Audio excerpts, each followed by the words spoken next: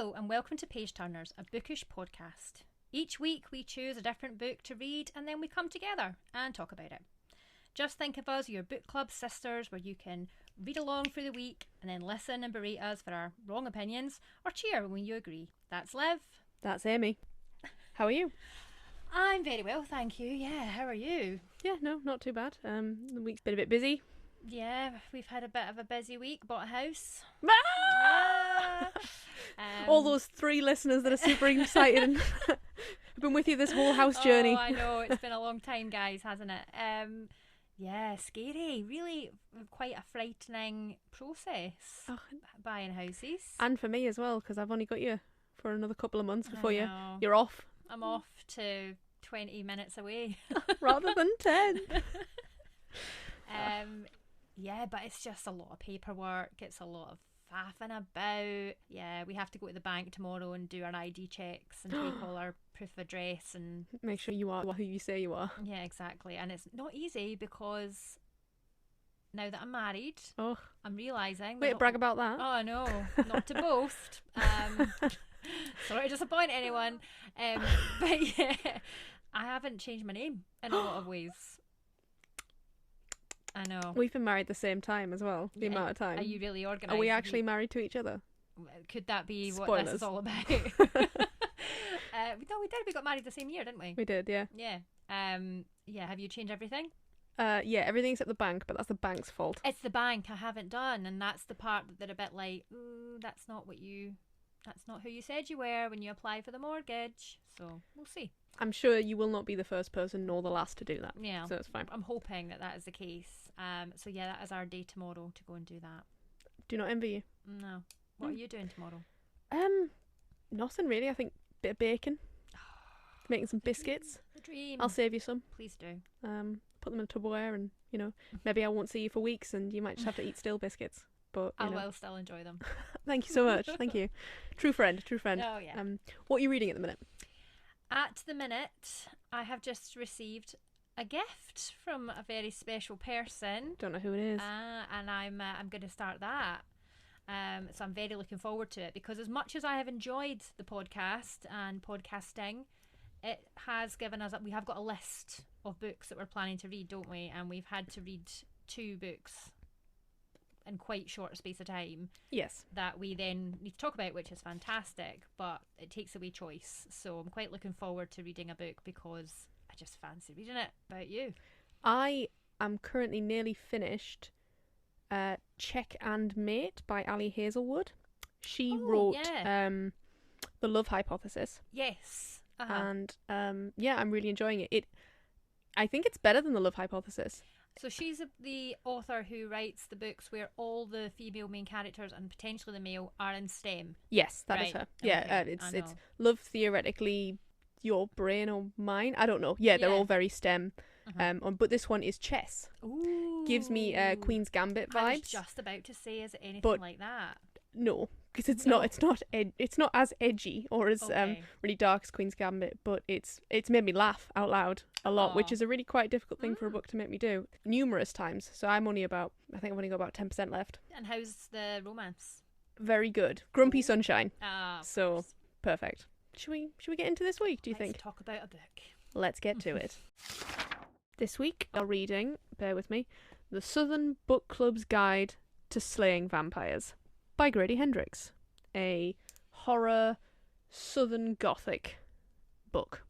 Yeah, so I can't remember too many times in the past when I've been sort of annotating and looking for sort of things that stick out to me in a book where I would already have found something in the author's note to highlight, but I did in this book.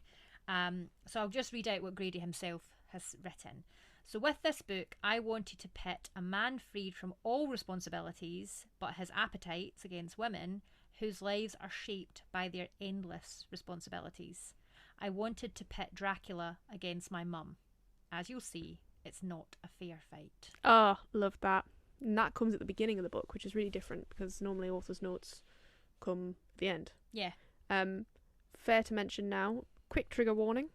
Yep. We are going to talk about rape, sexual assault. the patriarchy, which is Oh. a huge trigger warning for all of us. But yeah, so obviously if you were affected by that, you know, might be worth giving a miss. Yeah, and I would definitely say that it is dealt with in a very visceral, graphic way in the book. Mhm. So if it's something that is going to make you uncomfortable, something you want to avoid, it's not really something you can kind of avoid in this book. No. Because he doesn't shy from writing about it. No. But I would say it's done, when I say sensitively, I mean it I don't think it's done to glorify it. You know, I think a lot of, especially with a man writing about rape, even a gay man, it's very much, you know, sometimes that's quite a difficult thing, especially, you know, some people almost, is it gratuitous? Is it, I think it, I'm not going to say necessary, but I mean, I don't think it's in there for the sake of being in there. He hasn't been like, I want to write a rape scene. No, I don't think so. And I think we will come to talk about the character who commits the rape, and the character who is raped. And I think that there's a reason why it's written. Yeah, agreed. Okay. Yeah. We'll leave it at that. Okay. We are set in South Carolina. Woohoo! Yeah, in Charleston. The beautiful South. And we're in a sort of suburban area known as Mount Pleasant. And within that, we're kind of zooming in. We're in a kind of smaller. We were talking about this earlier. We were thinking maybe like similar to gated community, but maybe not quite. Yeah, not necessarily gated, but the vibe of a gated community. Yeah, and it's called the Old Village. Yeah, everybody knows each other's business. Obviously, I'm going to say predominantly because you're not entirely sure, but predominantly white, predominantly rich, yes, middle class. Yeah. And then I think they say like across the tracks, yeah, classically is 6 miles, which is the poorer, the black neighborhood. We begin in November 1988. Yep. And yeah. Yeah, and we span a long time. We do. I didn't think I realised how long we span until we just plotted it out just downstairs. Yeah. But yeah, that time just runs away with us, I think. It does, and it's not a particularly lengthy book. I think it's only about 400 pages to span that long. I understand that it's quite a long book, Yeah. but the non-readers listening to us are like, well, that is a fucking long book. Judgmental. But no, by that I mean if you were spanning that long in a book, typically you're thinking about epics, you know. Yeah. Whereas it's not. It's quite condensed. Yeah, we span 11 years. Yeah. I think we figured out. Listeners, please let us know if we're wrong. It could be. I'm not 100% sure. But yeah, so we meet Patricia. We do. Who is our main character. Yeah. She's She's mine. Loved her. she's my main character. Hashtag my main character. She is a suburban housewife and looks after her 2 kids and her husband and her aging mother-in-law and, I mean, everybody in this fucking book, really. Yes, absolutely. And she is your classic sort of housewife in that, you know, she's looked down upon by her husband who goes out and gets the bread. Her kids hate her. Well, it definitely comes across like they hate her. Yeah. Oh yeah, definitely. I think almost like look down upon her as well. Yeah. And it's like, oh, you're just mum, you know, there's nothing really that special or important or meaningful about what you do. And she used to be a nurse. Yes, no, that is mentioned, yeah. Yeah. So she gave up her career to be a housewife. Do they say that her and Carter didn't necessarily talk about that? I think he just thought that's how it was going to go. Yes, and I think there was some mention of she gave up nursing to be a bride.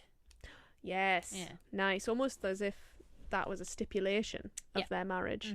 Like he wouldn't want a wife that Works and makes her own money and could sort of provide for herself. Yeah. He wanted to be the provider and have that control. Yeah. Oh, God. and he would have gotten away with it too if it weren't for those meddling vampires. Then, of course, so we meet her at a book club, which is awful.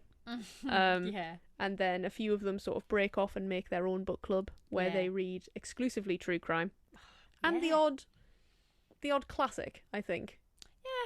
Yeah. But yeah, mostly and extensively true crime. Yeah. You know, the Ted Bundys, the Dharmas, Yeah. I'm saying serial killers, but I don't know if they're ripe or rampant in that time, or if the books have been written at this point. But you know, Yeah. those kind of books. Yeah, I think there's definitely, because they had the conversation, didn't they, about Ted Bundy, and Yes, and they talk yeah. about the one. They eventually talk about when everyone's on board with the fact that James Harris is a vampire. They talk about the one because Patricia comes to her book club and says, this is what I think it is, and one of them say, "Do you mean like the man who was a vampire, who thought he was a vampire, the serial killer that ate people?" Oh yeah. Uh-huh. I never. Richard Ramirez. Thank I know you. these things. I'm very Thank into you. true There crime. we go. Would you be in this I would book have club? joined the book club. Yes, absolutely. Yes, so we have that the background of, at the time, I think she's very much conforming, isn't she, Patricia? She does what she's supposed to do. She wants to be part of the old village community and doesn't want to stand out, just wants to kind of keep her head down. I think there's a part where she comes into the first book club and she's wearing a dress that clashes with the couch. And it's like, how could I have committed such a terrible crime? So yeah, she just wants to kind of toe the line very much at the start. Head down, very much. And then obviously James Harris comes to town and these things don't start adding up for her and she can't look away. No. You mentioned before about the old village and conforming. There's a nice quote that says the old village was a way of life. And we immediately get this vibe of like, everybody knows everybody's business, everybody's judgy, everybody's like, you almost think that a man killing people and like, being a vampire wouldn't be able to get away with this. And is that irony? I can never really tell what irony is, but is it ironic that he comes into this town that everyone knows each other's business and he manages to get away with it for so long? I would say so, for sure, because we have a character who writes down unusual number plates. Mrs. Green, yeah. Yeah, like she'll look out the window and if she notices something like an unusual car, she'll like write that down, and yet so much terrible things are allowed to happen under the noses of this community. Yeah. Well, I think they'll happily let it happen to the black community. Yes. That's, when, James Harris takes their children, he takes the children from 6 Miles because he assumes that the poorer black children won't be missed or won't, no one's going to, the cops aren't going to do anything, the people in the community aren't going to riot the people in the Mount Pleasant old village community aren't going to riot, they're not going to care. But he mistakes them because our book club lasses realise that it's a line of something that's like, it's happening to someone's children. Yeah, they're not our children, but they're children. Yeah, exactly. And they are all fundamentally mothers, aren't they? And caregivers, and it doesn't matter that it's not ours. We still want to do the right thing by these other children and by these people. Yeah. Right, so the first meeting of James Harris. James Harris. Well, he's already a walking flag. Sorry, or a walking flag. He's already a walking red flag. His aunt's just died. His great aunt, or whoever she is. She's just... the first scene, I must say, I was saying this downstairs, but I struggled to really get into it until his great aunt attacks Patricia while she takes the bins out. Fantastic scene, yeah. A great scene. And then for me, I was just like, oh shit. And I think Grady's probably done this on purpose because it's very sleepy town, very like classic monotonous way of life. Book club is the only thing that, sort of gets them through. Yes. The school runs, meals, etc. And then she's taken the bins out. It's another chore. It's almost monotonous. It's like, ugh. But then she gets attacked and then it just ramps up from there. It does. And the pacing, I think, is really, really well done. Agreed. Because you're absolutely right. It just starts going and it doesn't stop after that point. No, absolutely not. So she meets him when she goes to drop off a casserole because despite the fact that she was attacked by his great aunt, she goes and realizes that he has lost his great aunt and wants to give him a casserole that she brings from the freezer, which I love. She hasn't made it herself, it's one that someone's brought to her, so she doesn't care entirely all that much, but she cares enough for propriety's sake to go and give him a casserole. It's the done thing to go and give the new man a casserole and to welcome into the neighbourhood and to apologise for just being in the way when someone attacked you and bit your earlobe off. Yeah, severs your earlobe. Yeah. And we get the first nod to how Grady Hendrix deals with the classic vampire trope. Actually, should we talk about the vampire tropes we find here? It's a good time. Sunlight, she goes during the day and she enters the house. I don't know why, but she doesn't. He doesn't turn to dust. Your vampires don't. They're just very sensitive to the sunlight. It's almost like he's almost like allergic to it, and I think that's what he says. I think he says when he was younger, he was attacked by, I want to say, a wolf. I think he says wolf, yeah. And then it caused some damage and means that his retina doesn't work. It's some nonsense excuse that he They gives. eat it up, to be fair. But then why wouldn't you, I suppose? I'm a naturally suspicious person, and I'm not entirely sure. I want to say it right now on this podcast that I'd be immediately suspicious, but I don't think I would be. I don't think if I had their life I would, because I would be so excited that this new man's came along. He's interested in me. He wants to know about me. He's not like other men who sees me as sort of beneath him. He actually does seem at the start like he's interested in Patricia and what she does and what she cares about. Yeah, exactly. Yeah. And sorry, back to the vampire lore before we get distracted. He doesn't seem to need to feed so much. He takes one child a year, but then we know that he's feeding off of other people. That's right, yeah. Mirrors, I don't know if there's a particularly mirror scene, so I don't think that's them. I don't think so. He does seem quite strong, but I don't know whether that's because he's being pitted against women who don't have the need to work out or be particularly strong. Yeah. I don't know if he's preternaturally strong. No, I don't ever. Well, I think there might have been one scene where he threw her against the wall. But well, there you go then. We don't know if that was like, someone really forcefully. Is he picking her up like a rag doll, or is he throwing her across the room like a baseball? We don't really know. That's fair. And the big one, he does have to be invited in, which I loved because it was so creepily done. It's like goosebumps time. That was there.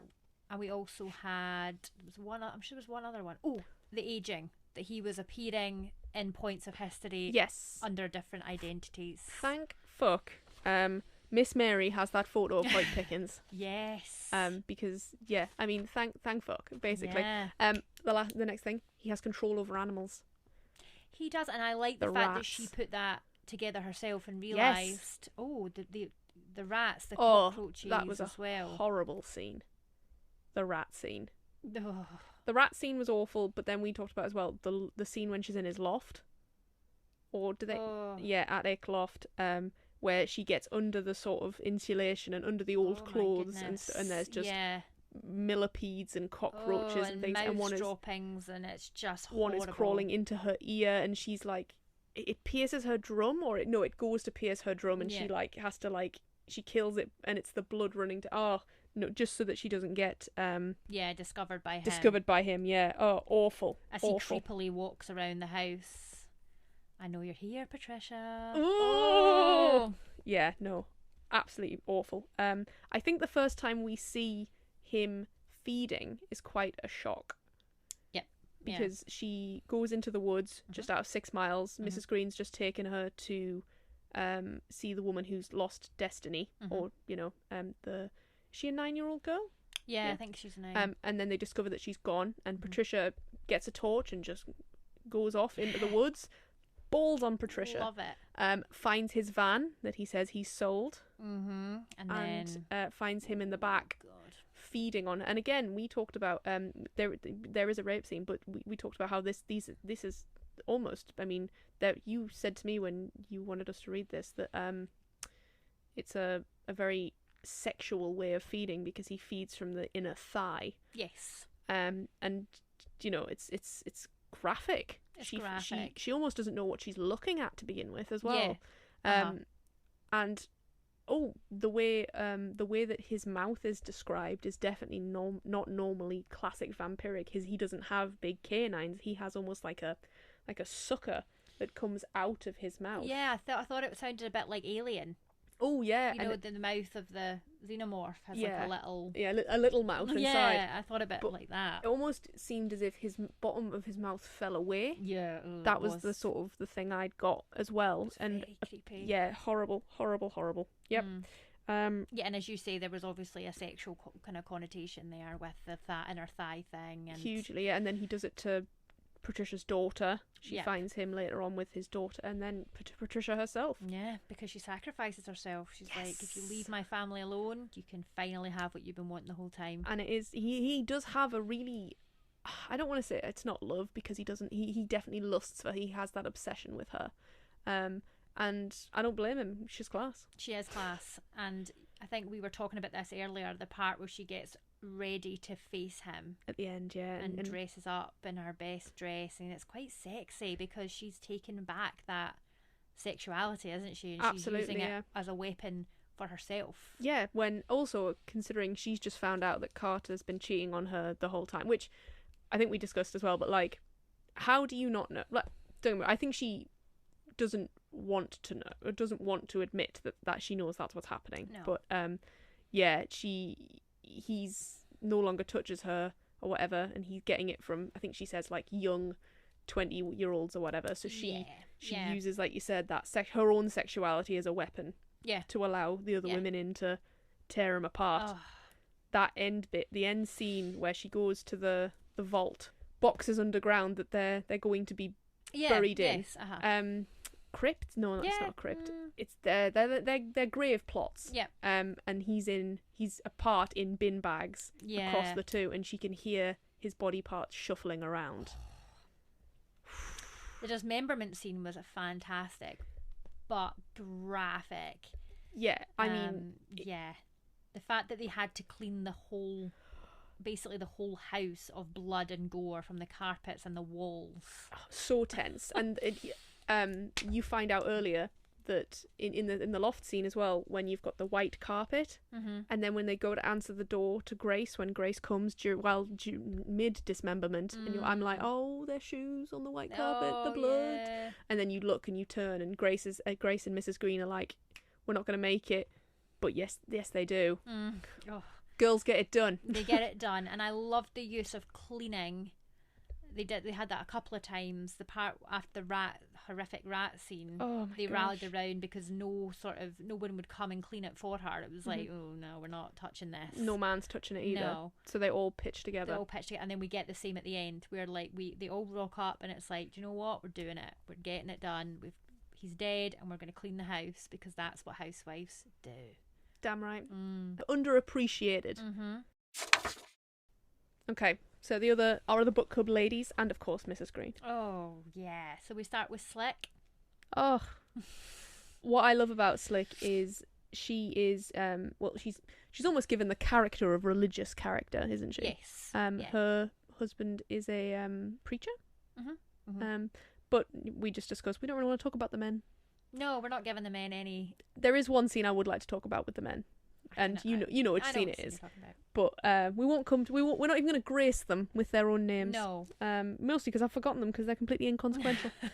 But Slick, yeah, I loved Slick. I loved the way that she had to go and like almost prey on things, and she never let go of that side of her personality. You know, she never it never became a point where she was like, well, I'm just going to do this, and I'm not religious anymore, and I just want to do what I've got to do. She kept that side of herself. She was still very true. There was still a lot of integrity there. Yeah. But she did it anyway. Yeah, and Patricia pitches James Harris as like the devil. Yes. Or if anything, actually, I think Slick turns around and goes, so you're saying he's the devil? So almost, I can do this. So I can fight the devil. Yeah. And how she has to tell him that it's a Bible. Yeah, it's a group. Bible study. Yeah, which I loved. Oh, when they said it, that's it. Do you know what we're talking about the scene now? We're talking about that scene now. Okay, where go for it. They think they're going to be talking to a detective. This is the first time Patricia has told them after what she's seen in the woods, and they think there's like 5 of them have gotten together to convince this detective to look into James Harris, and instead Mary Ellen's husband doesn't go to the detectives, he goes to the other men, and they come and they ambush them, and Patricia basically gets torn down by Carter in front of everyone. Yeah. But only because you realise that James Harris has been very clever, Jimmy, as they all call him, and he's now a business partner, and he's completely he's wiggled his way into their lives so that he is they can't afford to let him go. No, he's very insidious, very clever. And yeah, he absolutely exploits the men just like he exploits the women, but he exploits their greed, doesn't he? The fact that they're all about money and status, and he knows that, and it obviously doesn't matter to him because he's undead. You know, he's not going to care if he has all this money coming in for these investments, but he can use that to manipulate them to get what he wants, which is ultimately their egos, their greed, their absolutely. And the part where the men make the women line up and apologise. Oh, disgusting. To him and basically submit to him is just such a hard read. Yeah, and then that leads us into I realise we've got plot and setting eking into our character bit, but you know, it's very difficult, isn't it? It's just such a good book. There's too much to talk about. Yeah. The bit where Patricia's almost at her wit's end there, and Carter thinks she should be on medication, and you know, he's gotten her some medication from his job, and to dampen her almost. We know that it would make, you know, he pretends that it's from good intentions, but yeah. And then she takes a fucking all of them, if not, you know, she takes a lot of them, if not all of them. And then she wakes up in hospital, and everything gets turned around onto her. She's blamed, you know, look what you've done. Your son had to find you. She's beyond distraught. And I honestly clicked the next page, and 3 years later, and I was like, what? Yeah. What? Really, really well done, and horrifying. Like, it's scary. The vampire's scary, the rats are scary, but the scariest thing there would be nobody believing you, and everybody trying to convince you you've lost your mind. The person that you're supposed to be in a partnership with to turn around and totally discredit everything that you're saying, have no regard for anything, and trust a complete stranger over you. That's the scariest part of the book. Well, it ultimately tells me that that's not a partnership. No, yeah. You know? Like, and clearly Carter just wants a bride. Rather than a wife, rather than a co-parent, you know? Oh, I hate him so much. I hate them all so much. Just a bit more. No, last bit. We have to. My skin crawled at the scene where it's now his book club, and it's huge, and it's all the men, and all the men get to come in, and it's taken over by the patriarchy, and how she has to pretend to be nice to James, and you know, there was a bit like, you know, she almost is nice to James. She's almost convinced herself that she made it all up. But in a way, I think that totally made sense. Yeah, because of how long we spanned. Yeah, and how does she live with it other than to tell herself that she made it up? Of course. And then because how can you think I'm so weak and my opinions matter so little that a literal vampire can be in our community, a huge danger, and I'm okay with it, I'm living with it. So she almost has to kind of, I guess, gaslight herself into thinking, actually, I was making it all up. I obviously was having a mental kind of break, or, you know, there was something there that it was totally my fault that all this happened. And I also think he clearly must go underground a little bit. But back to the women. So we do, before, I think we can't really talk about Slick without talking about one of the most horrendous parts of the whole story, and let's face it, there was quite a few really hard to read sections of this book. But the rape scene, and it was a rape. It wasn't a supernatural attack. I think it was done very deliberately, in that as something quite human. This was a human crime he committed. He didn't have to rape her. He could have fed on her. He could have done any other number of kind of supernatural. He wants that control. He wants that fear, because she's trying to blackmail him. She calls him and almost threatens him, doesn't she? Exactly. And she tries to have a bit of power there by saying, I know about this, so if you leave, you know, then nothing bad's going to happen, but if you don't, then we're going to take you down. And he's like, I'm going to show you just how weak he strips her of that control. And I think it's really interesting that it's Slick that's the one that does the blackmailing, because of her religious connotations, the fact that he sullies her almost. He makes it so that she won't tell anyone, and he makes her ashamed of it. And I think the fact that they're playing Monopoly, her family, they're all playing Monopoly, and she's gone upstairs, she's taken her money with her, and he does it on the landing. I know. And it's just so degrading, and so much a display of, look what I can get away with. I can do anything to you. You're safe from me. Nowhere, no one's ever going to believe you. I can just do whatever I want to you. Absolutely. And yeah, what horrific. what is she saying? I stayed quiet. I stayed still. I Mm-hmm. didn't move. Or something like that. As when Patricia comes to her, and it's just she's traumatized, completely traumatized, and the fact that actually I'd like to talk about this. So his ejaculate, is it turning her into a vampire? I don't know, because I thought in a way maybe it was like not poisonous, but it had almost like it was rotting her away from the inside. Almost. Yeah, it's like a viral thing, yes, isn't it? uh-huh, Because yeah. they're so frightened that someone's going to say that she's gotten AIDS. Yes. Which is a whole other element of this I know, book. because when that came in, I thought, oh my goodness, is this another piece of social commentary from Grady here? Like, this What a guy. is, oh my goodness. But then it didn't really explore that too much, so I didn't want to be reaching. We've got the ageism, we've got the sexism, we've got the racism, and now we've got the homophobia. Yeah. Just to top it all off. Exactly. But totally. Absolutely agree. And then also, she dies. Oh, but because this is why I think she's turning, because his last words are, "I've left a surprise or something inside of your friend," and then she says to her that, and then she says, she explains to her, and I think they sort of it's worded that they do sort of figure it out, but then she says she'd rather die before that happens. Yes. So I think you're right. It could be that. Could be maybe like a. I'm going to probably get the wrong way round here, but like it's not a succubus when it's a man, is it?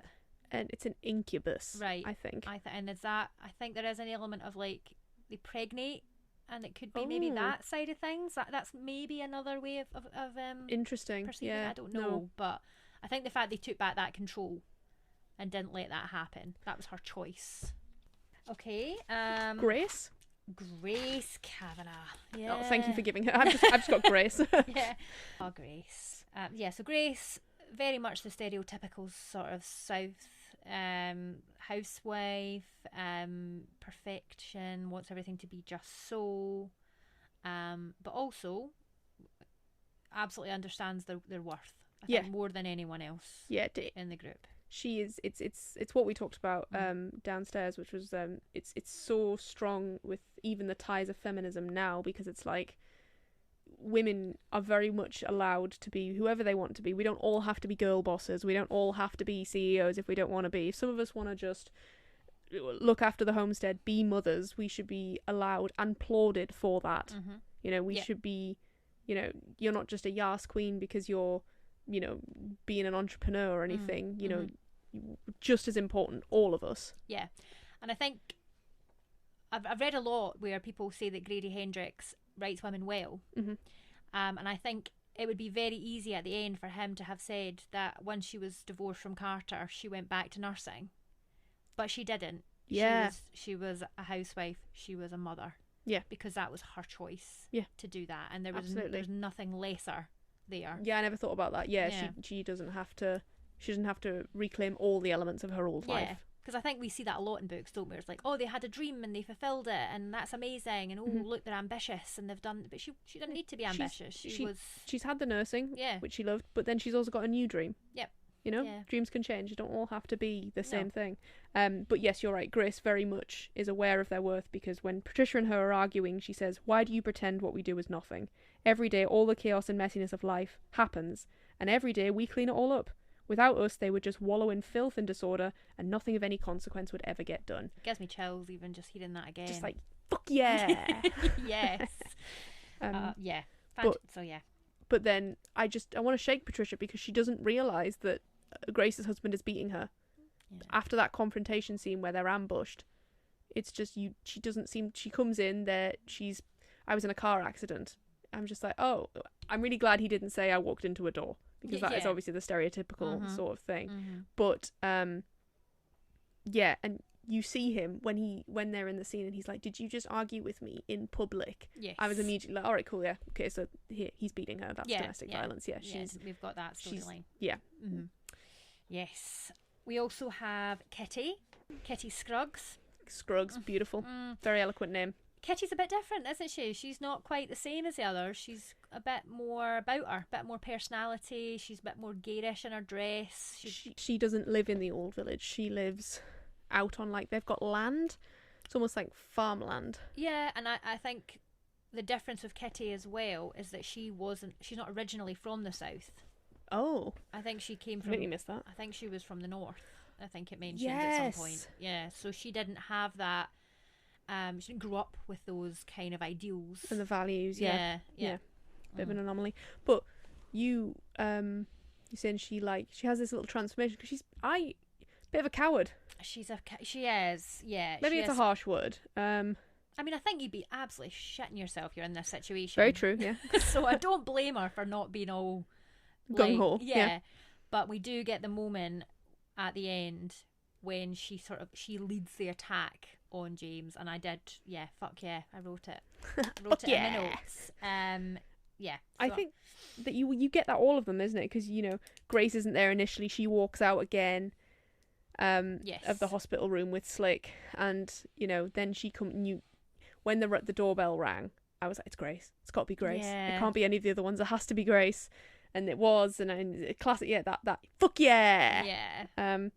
And just dismembering him, just loved it. Loved it, and he was still going fucking on, still whittering on about, I can offer you power, I can offer you immortality. Shut up, we're literally cutting you apart right now.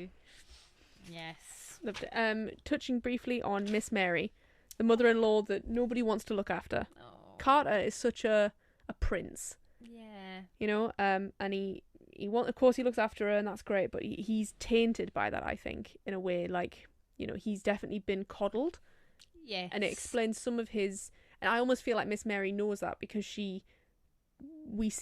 Patricia sees her ghost twice, and she comes to Patricia, and there's a whole thing made about the fact that she's not there to protect Carter, she's there to protect Patricia. Absolutely. Ooh, that was a unintended tongue twister.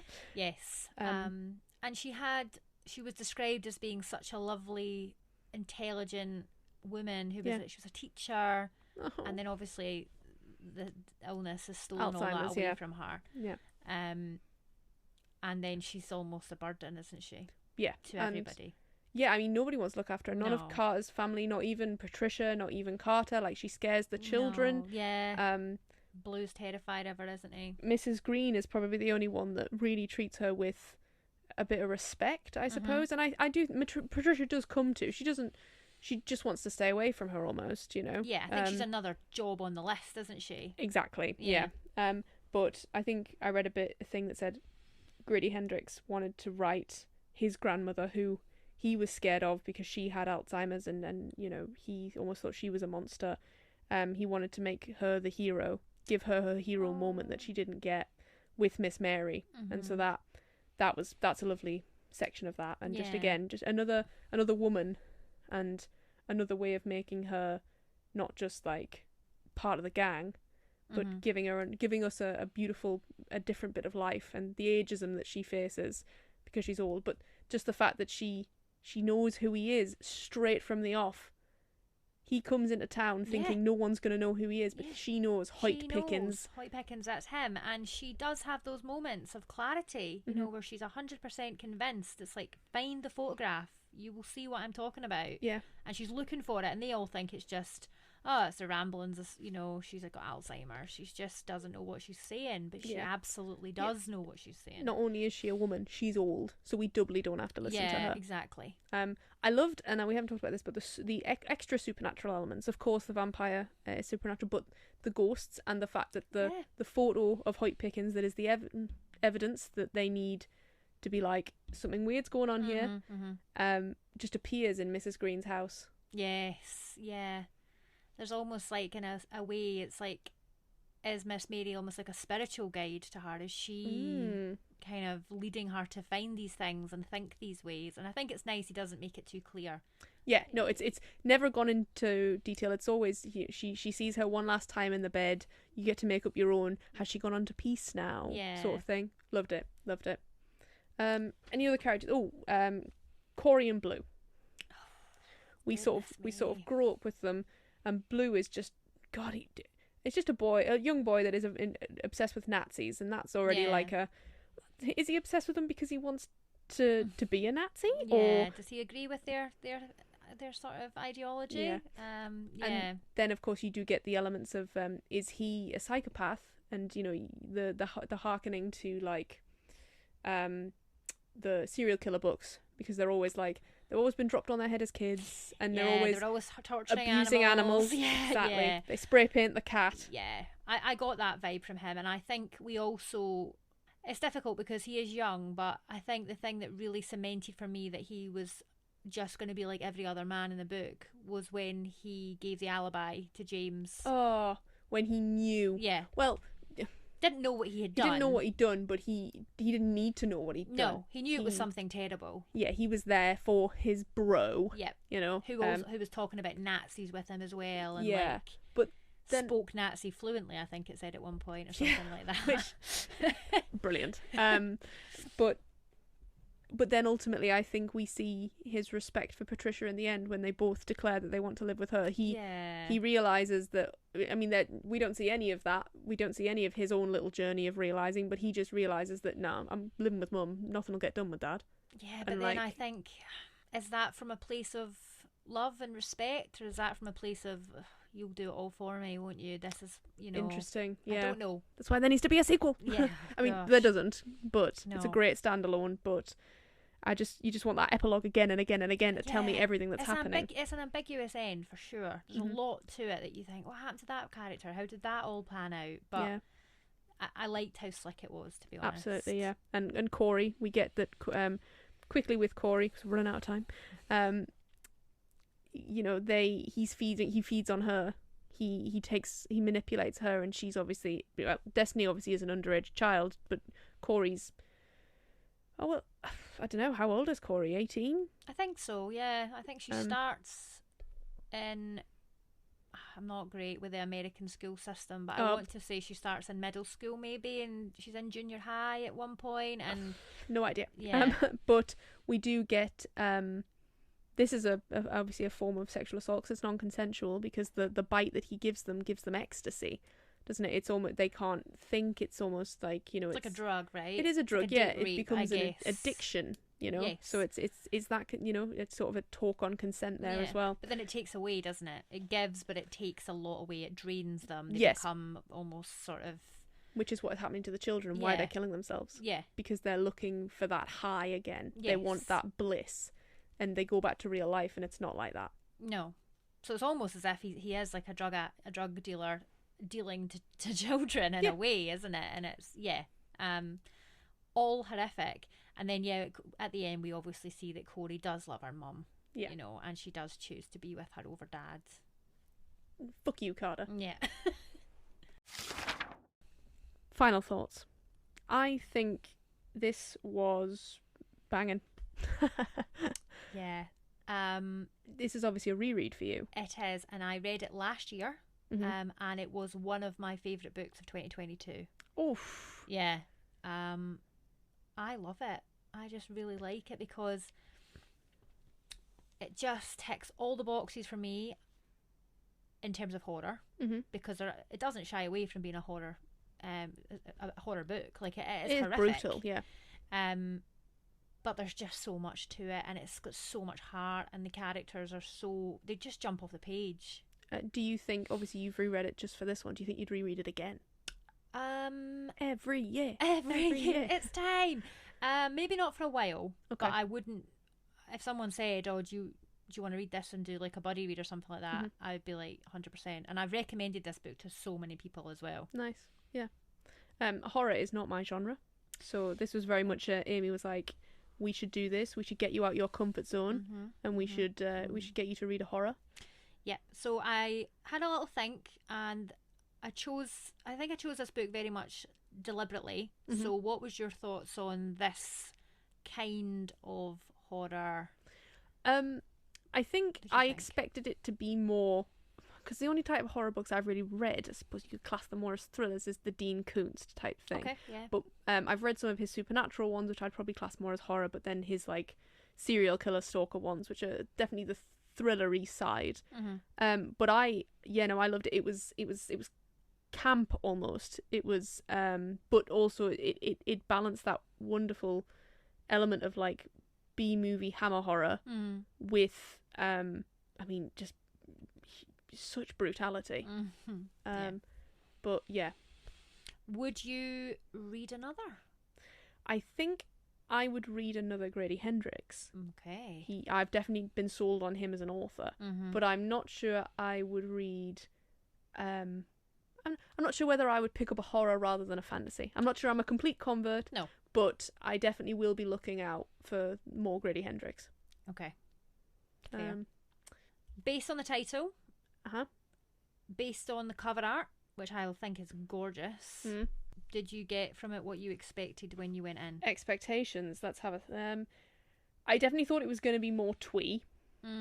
Potentially less brutal. Yeah. Horrific, as we've discussed many times. I think I said to you, you can. There's only a couple of scenes in there that are really horrific, so I think you'll be fine. I thought, yeah, this is okay. And then when I reread it, I was like, oh, there's so much in this. It's horrible. In your defense, though, you did say those scenes are bad. Like, you were like, no, those are bad. But I think the the Southern Book Club's Guide to Slaying Vampires, it is fun and like almost, like, but a bit kitschy. Kitschy's a great word. No, it was not what I expected.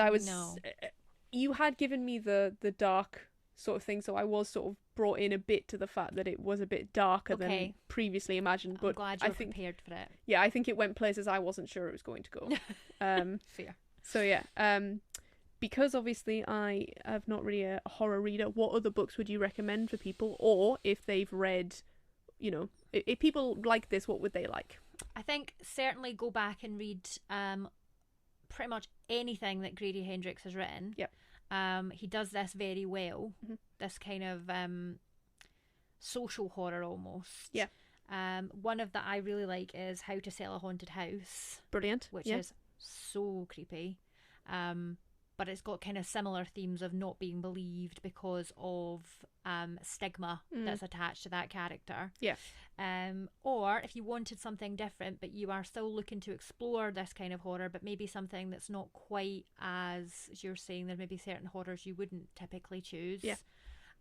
Riley Sager. Okay, cool. Anything by Riley Sager and Grady Hendrix's entire back catalogue. Yeah, I really would. And I would certainly go with My Best Friend's Exorcism, if you haven't read that.